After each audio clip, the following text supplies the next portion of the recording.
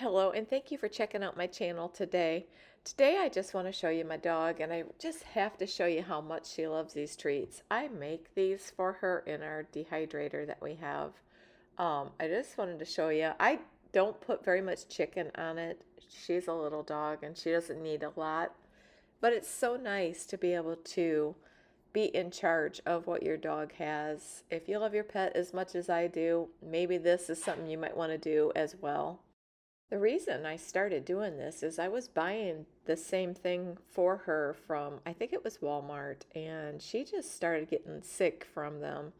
Every time I'd give her one, it was just not a good ending. So I decided, how hard is it to get rawhide and put chicken around it and dehydrate it? So other than having to buy a new machine, which I started out with a plastic one, that lasted a little while, didn't last long. So I bought another one. It was stainless steel, and that has lasted over 5 years at this point. Still going strong. So anyway, this is just another way to do it, and I just thought I'd show you my process. Also, I want to add that I'll leave a link to the one I have in the description box. And at this point, when I'm videoing this, I am trying to get her to look up, and she won't look up. It is hilarious. She loves these so much. I like to start out with soapy water, and that way I can put stuff in there as I go. This is the chicken breast that I buy. I get this from Sam's Club. It's a 10-pound bag. Currently, the price in January 2026 is about $26 for 10 pounds. This seems to work out good. You wouldn't believe the size of these. I will show you how big they are, but I get a couple old plates out and I'll just cut this bag open and fill the plates with the chicken breasts.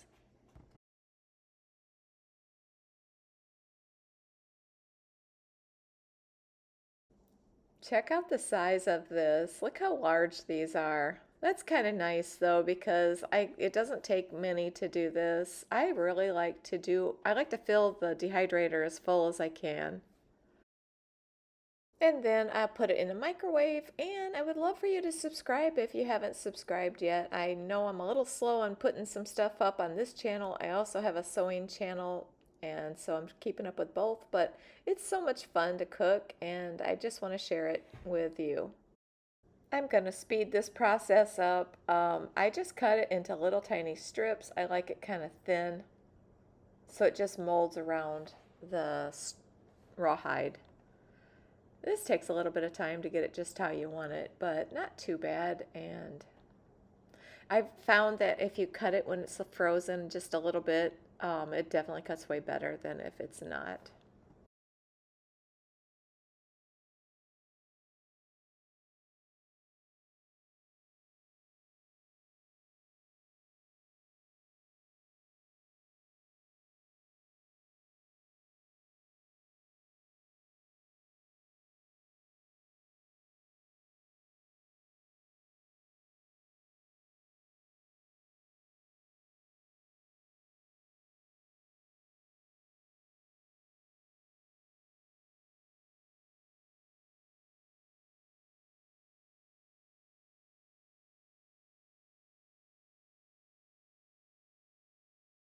I just recently bought this knife too, and I really love it. I'm so glad I bought it. There's a couple more I'd like to buy as well, but I could also leave a link to this if you're in need of a knife. But this sharpens really well, and it's just nice to have a really nice sharp knife that works well in the kitchen. This is another nice part, you're in charge of doing it, so you can decide how much your dog gets. I remember talking to my vet, and the vet, at that time, my dog was eating fish sticks, and I told her that she'd eat, she just loved them. I wanted to know if it was good or bad for her, and she said, well, one fish stick is a meal for a Shih Tzu. And I'm thinking, my dog's eating like four of them, so I don't like to put a ton of uh, chicken on each one, but she just, like you seen earlier, she goes crazy over these. So, and what I also do too is I take the chicken and kind of press it into the rawhide. Now you do want to be careful, and I should have mentioned this at the beginning. The dogs, and I'm sure you're aware, dogs can choke on these rawhides if they eat the bone. My dog does not eat it. She only wants the chicken, and once the chicken's gone, she's done with the stick. So I just reuse these over and over, these sticks. I have a little basket that when she gets done, then I pick them up and put it in the basket. And when the basket's full, we start the process all over again. This is kind of time consuming, but it does just give me a good feeling knowing that I'm giving my dog something that is, it's not, doesn't have chemicals or whatever they put in those treats that were making her sick. At least I know now exactly what she's eating.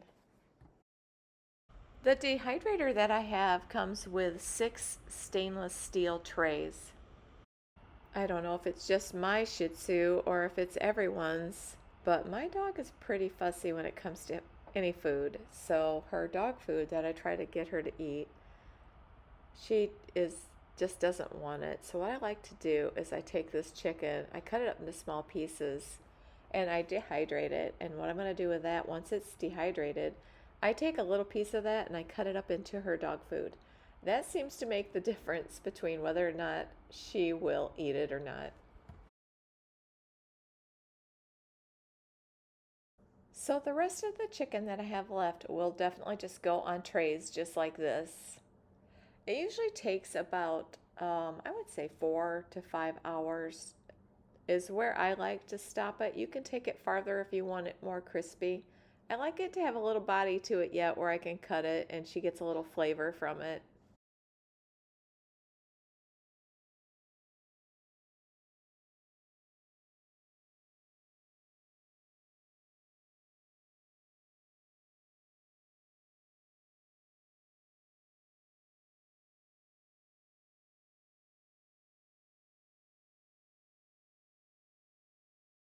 And this is what it looks like once I get the whole thing filled.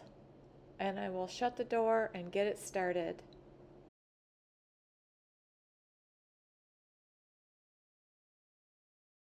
You can choose the temperature setting and the amount of time that you do it for. I just usually have this setting right here. And here's my dog once again. I just holding it in front of her is like torture for her. She's like, "Can I have it? Can I have it?" She just loves it. Once it is all done, what I like to do is I bag them up and I put them in the refrigerator. And because mine are not dehydrated all the way where they're crispy, I just feel better about keeping them in the refrigerator. And she seems to love them. I have to wonder if because they're cold too, they maybe last just a little bit longer. I want to thank you so much for hanging out with me today and watching this. I hope if you like this video, you'll hit the like button and consider subscribing.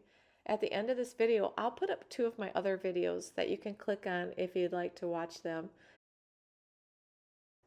This Shih Tzu is just turned 14 years old, so she's getting up there in years, but she's still got a lot of spunk to her, and we have so much fun with her.